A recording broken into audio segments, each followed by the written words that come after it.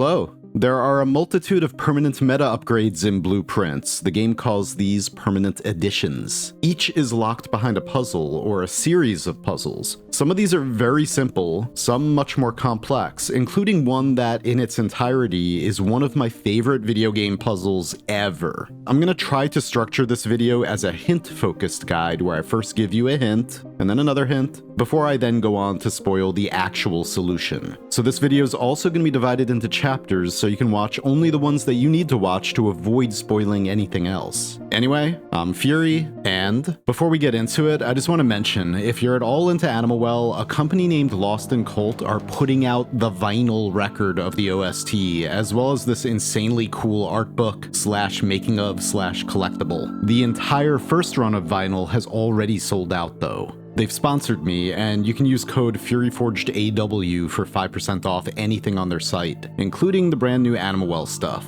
Anyway.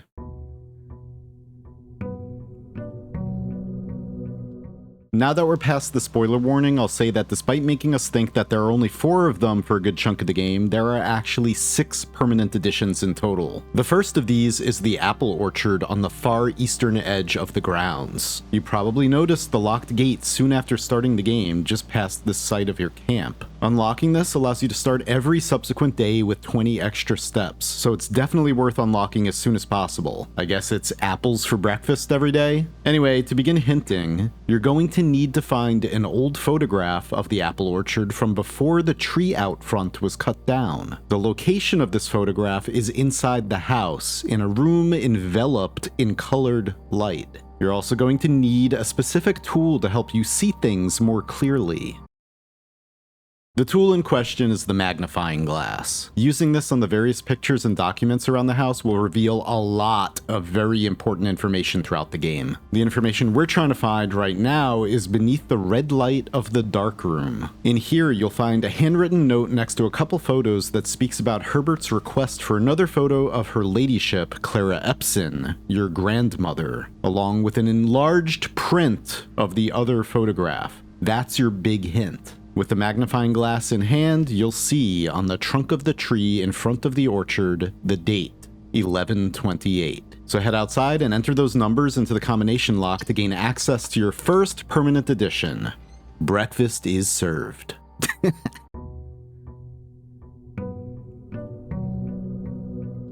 Up next is the Gemstone Cavern. Unlocking this edition allows you to start every day with 2 gemstones, useful for accessing higher tier gem-locked rooms a little bit earlier in your run. To unlock this edition, you'll need to figure out how to solve the puzzle of the vac indicator lights in the utility closet's fuse box. The first bit of information you can find on this will be inside the mail room, which then leads you directly to the location of the second hint. Email. However, you can't access email from just any computer, silly. Moreover, you need to be able to log into the network, so you'll need the password, which has been scribbled out. Yay! Of course, you might still be able to figure this out just by looking very closely at it, or by using that tool that we used for the previous unlock. Solution. The notice containing the network password can be found in both the commissary and security. Using the magnifying glass, we can see the password more clearly. Swan Song. Attempting to read email at any terminal besides the correct one will tell you that you need to use the computer in the office. In there, we can finally read a couple messages between Herbert and DC Power. The first one actually gives us the exact sequence of colors we need in order to solve the puzzle. And the second, some important information about how to actually turn one of the indicators white, which is necessary, of course. Returning to the utility closet, we first turn all the lights green by clicking once, left to right. Then click the first button 4 times to turn it red, second, third, fourth, and fifth 3 times, sixth 4 times, and now they should all be purple. Then click the fourth once to turn it white, sixth 4 times, fifth 3 times, third 3 times, and first twice. For the final color sequence, off, blue, green, white, red, and purple. The wall will then slide up, giving you access to a large power switch that, when flipped, will open the entrance to the Gemstone Cavern.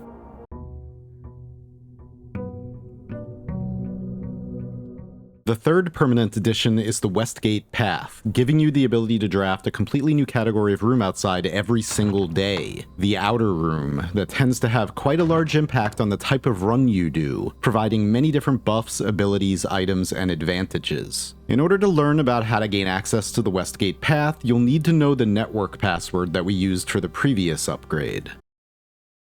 On the network, there is a glossary option, and in here you can select West Path in order to find out that it can be accessed via the garage. However, it's not as simple as just drafting the garage and then walking out. You'll need to power it. This can easily be done by flipping the breaker in the utility closet. In fact, you probably will have already done this by the time you've even read the glossary. Another way to open it though is by connecting power to it either via the boiler room or an upgraded aquarium with electric eels. Whichever way you do it, you can now press this button to open the garage door and exit into the scenic western grounds. Just make sure you actually unbolt the gate from this side, otherwise you'll have to power the garage again on another day to be able to get out here. Have fun, this one opens up a lot of options for you with that outer room.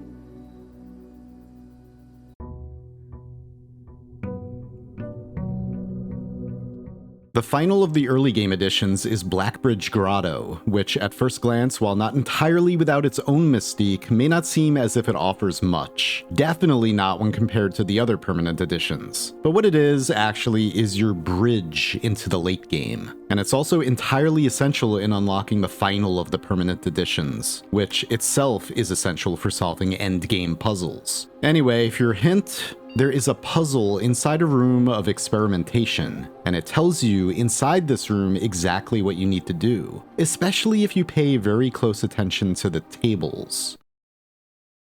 Obviously, that puzzle is inside the laboratory. You've probably noticed this series of levers and the blue memo that says, "This machine requires additional power piped in from the boiler room." Remember, blue memos are always true, so you can always trust the information that is on them. But even if you did manage to pipe power into the lab, which levers do you pull? Well, for that, we need to look closely at the tables. The periodic tables, that is. On the wall right next to the bank of levers is a periodic table, blank except for the numbers 1 through 12. There's even a post-it note with an arrow pointing to the left as a hint. You'll need the abbreviations for the elements in order to construct a hidden message using those letters in numbered order. If you have the magnifying glass, you can just use that on this periodic table in order to see the letters. Otherwise, there's another complete table on the other wall. Or you can just use any periodic table, for that matter, on your phone or whatnot. Anyway, after constructing the message, we get push 3 up after 9. So you have to power the lab either from routing steam to it from a boiler room or again, maybe from the powered aquarium upgrade, which is my favorite of the aquarium upgrades. Once it's powered, just have all the levers in the down position and then flip 9 followed by 3. Congrats! You're one step closer to unlocking all of the secrets of Blackbridge Grotto, of which there are many. The Blackbridge Grotto has been powered and permanently unlocked. Each day you may access one offline terminal from the network. Interesting.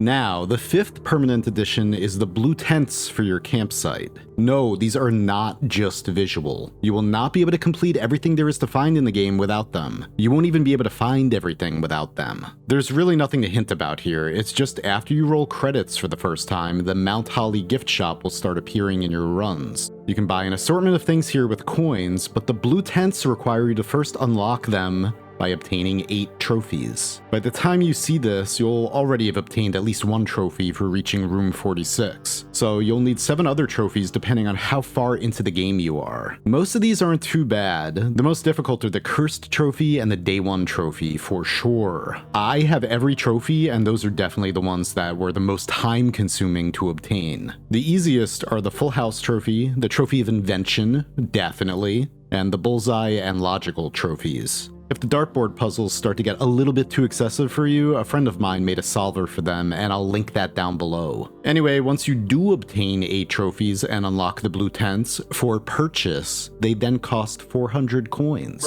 Afterwards, all blue rooms that you draft on the 8th rank of the estate will contain a hidden blue memo. Remember, blue memos are always true. Some of these just give you lore, Others give you hints for puzzles you may have already solved, but some of them are going to give you information that you're going to need to find new puzzles and secrets. And personally, I just love the new gameplay element of having to search these familiar rooms that you've seen hundreds of times before, high and low, for sometimes a very tricky hidden note. It's great.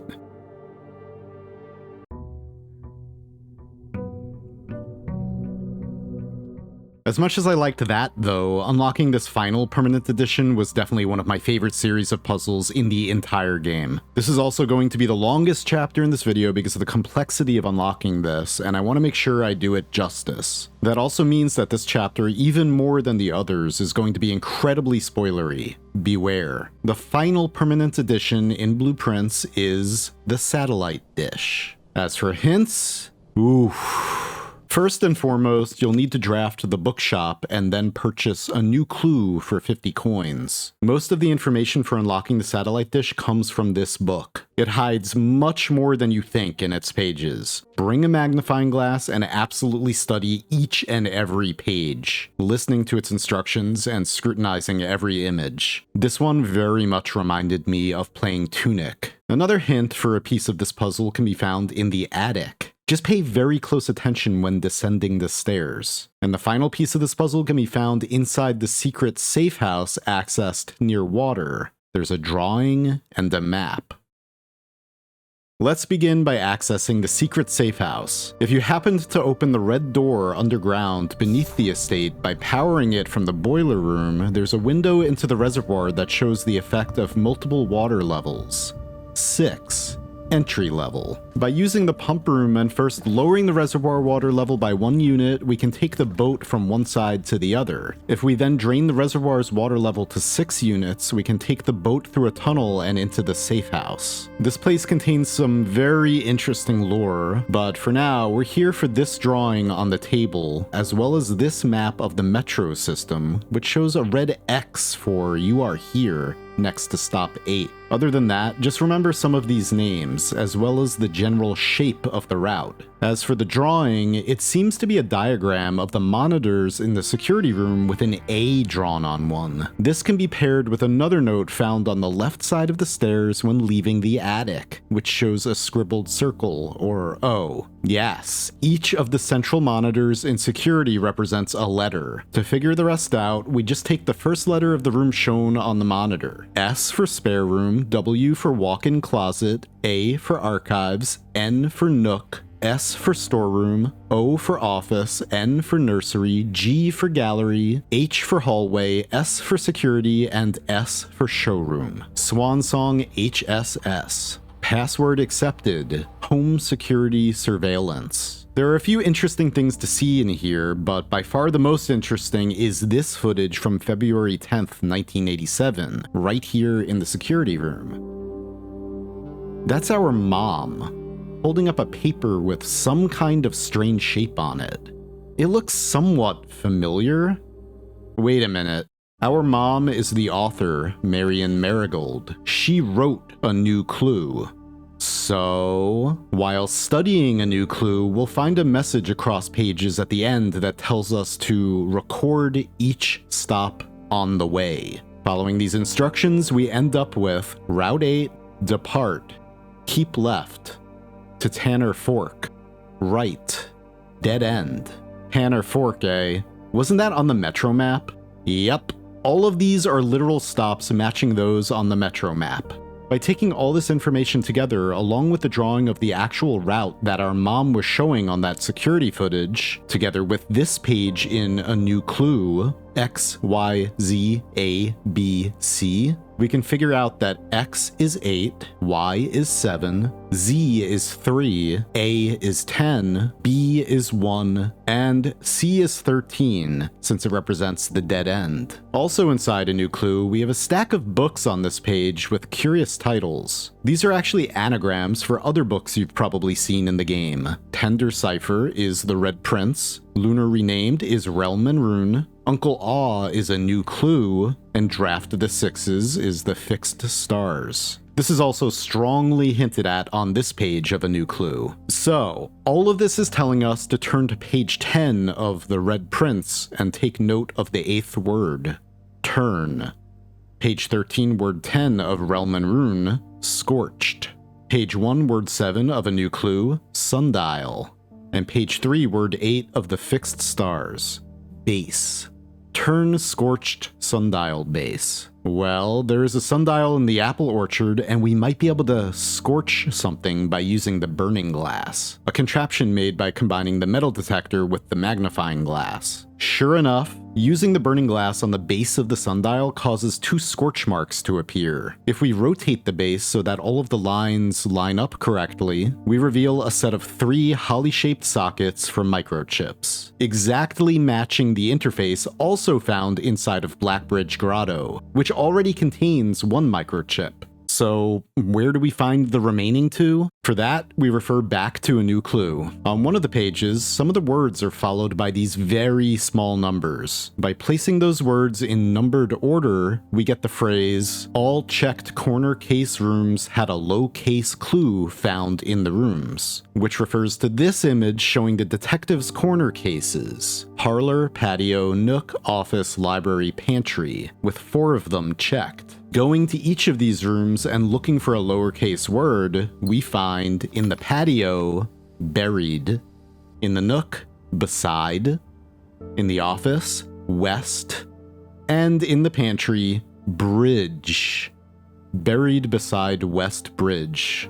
Are you serious? Yep. Taking a shovel to the small bridge on the west path allows us to dig up microchip number 2. How many times have you walked past this by now without even knowing what was beneath your feet? A lot, I bet. However, the 3rd microchip is even worse. Because, you see this page? The detective is crouched inside the entry hall, with a large hammer behind them, right next to a blue vase. You can smash the vases in the entrance hall, and one of them contains the 3rd and final microchip. It was there this whole time, every single day that you've played this game. Right next to you, right when the run begins. Ugh. With all 3 microchips in hand, not only can you open this door inside of Blackbridge Grotto, which leads to an extremely cool revelation.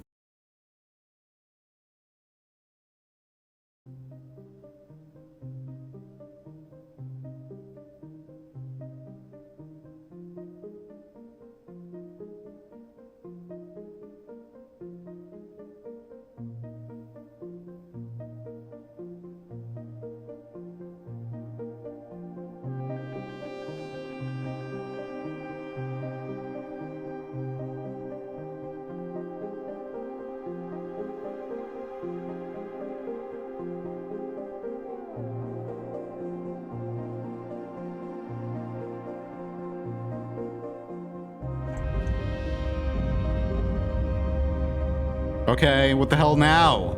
What is this? I thought it was gonna be a tiny little room. It looks like it's going somewhere.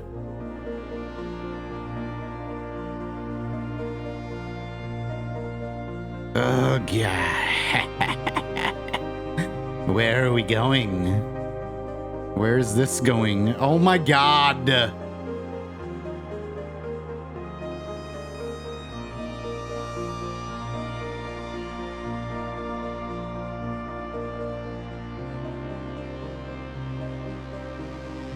Throne room. Reclaim the crown. Throne room will be permanently added to your draft pool starting tomorrow. And the sigil core for Arinda Ares. My birthright. And what? Excuse me? Excuse me, Elden Ring? Now we're on the cliffside looking down at Liurnia of the Lakes. The music, too. But also, now, you can insert them into the sundial interface to finally unlock that 6th permanent edition, the satellite dish. allowing you to now access data transfers to download new advanced experiments for the laboratory. Experiments that, well, remove a crate from the tunnel, allow you to access an even deeper secret. Thank you guys very much for watching. I really hope that this video helped you. I have a lot more on the way. Thank you. Anyway, see ya.